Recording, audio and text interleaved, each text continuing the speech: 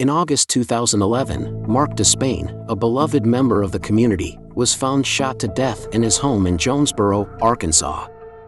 At first glance, it appeared to be a burglary attempt that failed, but after looking into the matter more thoroughly, it became clear that there was more to the story. Marc Evan Despain was a Jonesboro native who worked with his parents Jack and Tana in their real estate business. Later in life, he went out independently and became a successful real estate appraiser and investor. The 34-year-old had been married to Michelle, his high school sweetheart and current employee, for nearly 15 years. In addition to the two sons they had together, Michelle's daughter from a previous relationship also lived with them in the home they shared. At first glance, it appeared as though they had a perfect life together. On August 24, 2011, Michelle arrived home from her job to find a horrifying crime scene waiting for her. The distraught wife called 911 to report that her husband was lying in a pool of blood. After conducting a quick investigation of the crime scene, authorities discovered that Marc had been shot twice, once in the chest and once between the eyes at close range. The house seemed in disarray, with drawers open and things appearing out of place. On the other hand, the fact that nothing of value was taken led police to believe that the scene had been staged. Michelle was taken in for questioning. She told the authorities that she had met Marc for lunch at approximately 1:30 that afternoon. A few hours later, she came home to pick up some bills and found Marc dead. During that time, she gave the impression that she was pointing the finger at Marc's father as a possible suspect.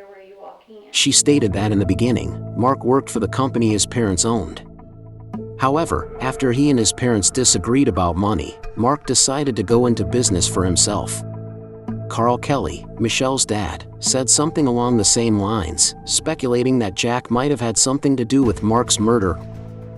Marc and Michelle were said to have discovered inappropriate photos of Michelle's daughter that were stored on Jack's phone at one point. However, it was later confirmed that he didn't put the pictures on his phone, but by that point, the rift that had developed between Marc and his father was beyond repair. When Jack was questioned, he claimed that Carl and Michelle could be involved. According to him, Carl had threatened both Marc and himself. Also, there seemed to be marital issues between Marc and Michelle.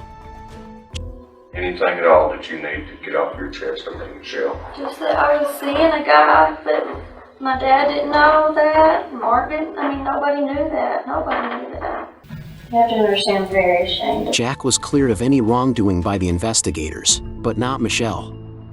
The police also found out that she stood to gain a lot of money from life insurance policies taken out in Marc's name, and that the business was having trouble making money. They were under the impression that Marc had confronted Michelle about the money because he suspected she had been stealing from the company. Shortly after, a mysterious caller gave the police a crucial clue in their investigation. The person stated that someone was bragging about killing Marc and that the person's name was Terrence Barker. There were reports from witnesses and pings from his cell phone that placed Barker in the area around the time the murder occurred. At the same time, Terrence was seen driving around in a blue Mercedes.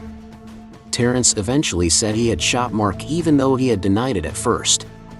However, he claimed that Carl had given him the gun and informed someone over the phone about everything that was happening. Who did you say you was texting? Dude, white. Play-by-play.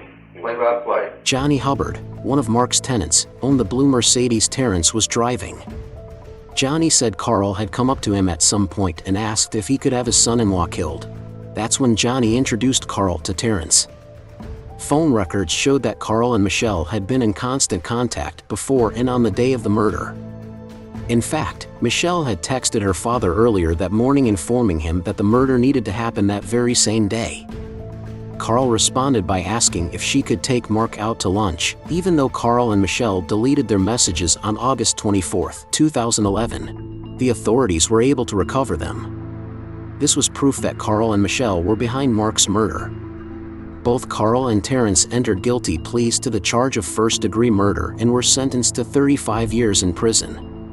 Johnny pleaded guilty to obstructing an arrest and was sentenced to 18 years in prison plus 40 years for breaking the rules of his parole.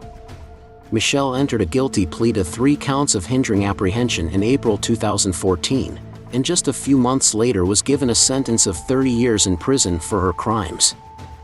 After serving her sentence for 5 years, Michelle became eligible for parole. She was released from prison in September 2019 and has maintained a low profile ever since. Let me know your thoughts on this case in the comments below.